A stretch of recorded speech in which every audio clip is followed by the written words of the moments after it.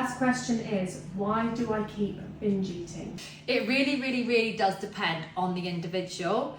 So there are many reasons why people binge eat. Binge eating is a disorder. If you have, if you binge X amount of times a week, then you have a disorder. So it's not as simple as like, why do I keep doing this? I should be able to stop this. Actually, it's way more complex than that. But if you are someone that a usual type of person may binge eat like once a week, once every couple of weeks. So the main reasons are that you are probably not fueling yourself enough in the week. You're probably in too big a calorie deficit, and therefore your body is sending you these signals and these urges to overeat, and it's coming out as binge eating because it's kind of like a perfect storm.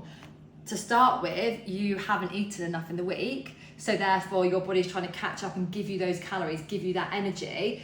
And the reason it's usually on the more sugary foods and more processed foods is because they're typically the foods that you are restricting. Okay, now we all have a physical hunger, but we all have a mental appetite as well. I've banned myself from chocolate for the last 2 weeks or a month or whatever it is. You're naturally going to have an urge to eat more chocolate.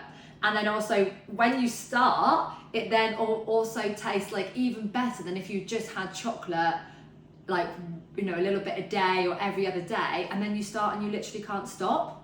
So if you are finding that you have an urge to binge, then what you want to do is you want to make sure you actually eat enough food. So make yourself a meal, okay? Don't stress about the calories. Make a meal with proper food. So make sure you have protein, carbohydrates in there, fats. Feed yourself up, but then honor that urge to have something a bit more sugary, okay?